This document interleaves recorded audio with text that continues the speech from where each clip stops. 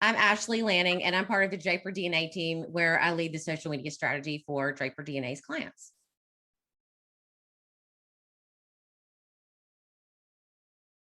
Great question. There is a lot of noise online. There is a lot of traffic. The first thing you have to do is figure out your purpose. So as a brand, what is the reason you're online? From a business standpoint, it is probably to drive sales, increase sales, but that's not really the best reason to have an online presence. The real reason is to give your customers something that they're lacking, whether that's informational content about your product or your brand, or maybe you have a shared value, shared mission. That is often a great pillar for content. And it's really about filling in that hole of what your community needs from you. How do you get attention with your content? Part two is understanding the distribution of your content. Where is it going to be online? Is it going to be in the right places where your customers are? Are they in the mindset to then consume that content in that channel within that mindset? Another part of another part of getting attention with your content online is about creating really quality content. You know, oftentimes we see a lot of brands and companies who will push out messages and post updates all the time, but they're not really of value. They don't do anything for your customers. And there's a phrase that I sort of live by, and it's called, what's in it for me, right? So as a content producer or as a brand, you want to always ask yourself, what's in it for me, the customer? What is this going to give them that they don't already have? Is this going to bring a little bit of joy to their day? Is this going to answer a question? Is this going to help them understand why your product or service is better than the competition's? So always asking that question up front is a great way to make sure that you're really producing that quality content.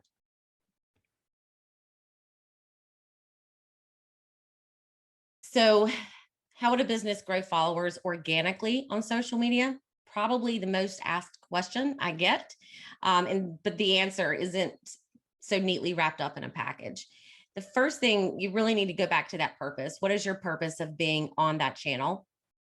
Are you there for the right reasons to meet the customers in the right mindset where they're ready to hear from you on a regular basis in order to follow you? The second thing is, well, again, is the channel. So again, are you on the right channel? You might be posting a lot of Instagram content, but where people are really seeking out your content could be on YouTube. So maybe that's where you need to focus. So again, really narrowing down where it is you want to grow and not just have a catch-all growth for all channels need to grow. We hear that a lot, and that's not a strategic way to look at it. Number three is if you really want to grow organically, it's about engagement. Just like I learned to speak Spanish fluently. In order to do that, I had to immerse myself in that language, be a part of the culture, listen to Spanish speaking TV shows and movies, listen to music from that culture, visit the country, live in the country. You had to do it in order to be it, right? So in order to grow a channel, you need to engage in that channel. You need to be active on there too. It takes more than just scheduling some posts and hoping for the best. You really need to find people who think like you, find your customers, find influencers, engage with them, leave comments, reshare their content. It really is about that reciprocal engagement. That's really the best way to do it. That takes a lot of time. It takes energy, but the best companies can do that.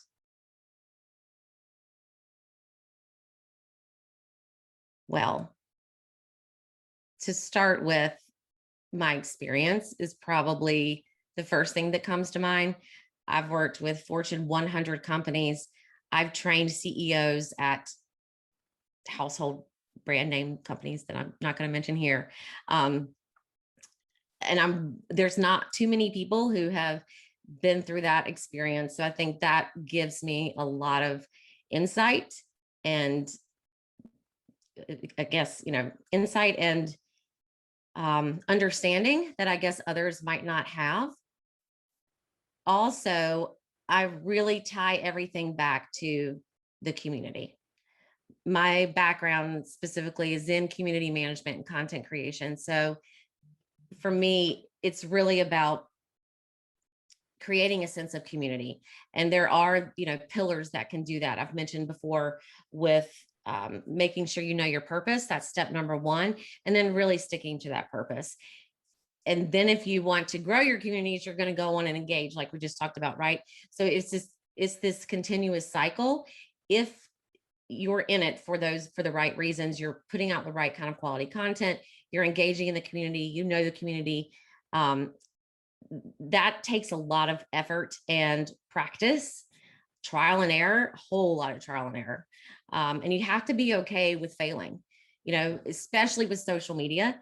These platforms are changing every day. So often that they don't update users about it. There's new platforms popping up all the time.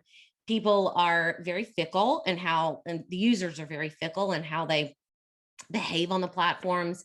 So you really have to keep up. You have to know your stuff, but you also have to stay committed. And that's a lot. That's really hard for a company to do. And that's why it is valuable to have somebody like myself who has the background, the experience, and the patience, and understanding of what's going to matter in the end and what's not going to make much of an impact when it comes to all those platform changes.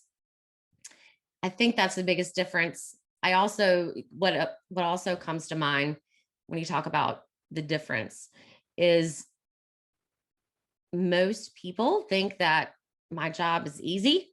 It's not.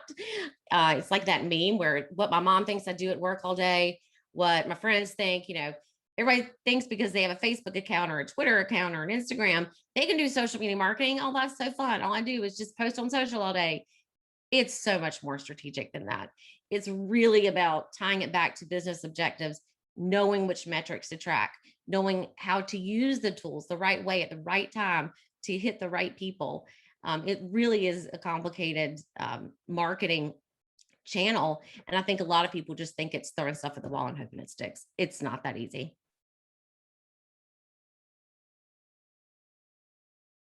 Depends on the industry. Sadly, a lot of businesses are missing a strategy. They don't even have one. So it helps to have one written down. It can be one piece of paper if that's what you need for now, but at least have something and have that purpose. I very rarely see a social media strategy with a purpose.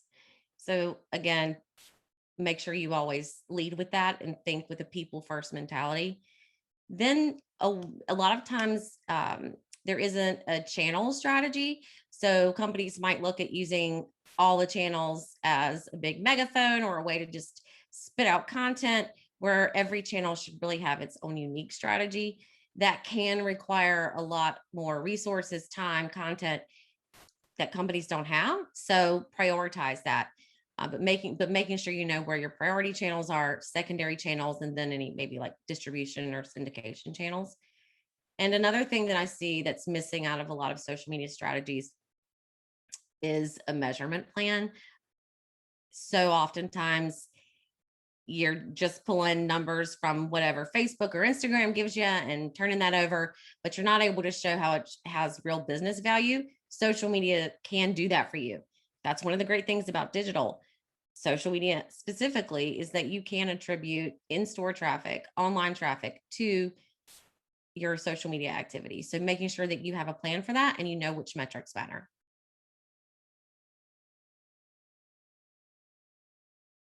If I had a crystal ball and could predict the future of social media, I probably wouldn't have a job for very long as a fortune teller because it changes all the time. It's hard to know what the future looks like. The future in a year from now could look quite different. If you'd asked me this, 18 months ago, I might not have told you about TikTok. Here we are today. It's, the people are spending more time on TikTok than they are on Facebook. So it does change so quickly. But I think there are three trends that are important to highlight. And the first one is really people loving the anonymity of social media. If you think about Facebook, for example, it's probably a personal account for you. LinkedIn, same way, professional, but your name is still tied to it. People know who you are. But if we look at user behaviors now, we're starting to see people feeling much more comfortable in being an anonymous person. Reddit's been around for a long time, but we're starting to see that pick up among some demographics that haven't really used Reddit all too often before. One reason is because of the anonymity. You look at TikTok, a lot of, that can be, you can have an anonymous username there where you feel safer engaging with content, posting content that maybe you wouldn't want everybody in your personal or professional life to see. That doesn't mean you should do anything bad. It just means that people feel safer to maybe really express how they really feel. So I think that's a big trend. We're going to continue to see that more. The other thing are just more direct messaging or private apps. So think WhatsApp, for example, or even Messenger. We know Facebook has been pushing that a lot, but I do think there is going to be a continuous push for these one-to-one messaging apps and platforms. And that's about it. Other than that, I'm not going to make too many predictions because it will change way too often.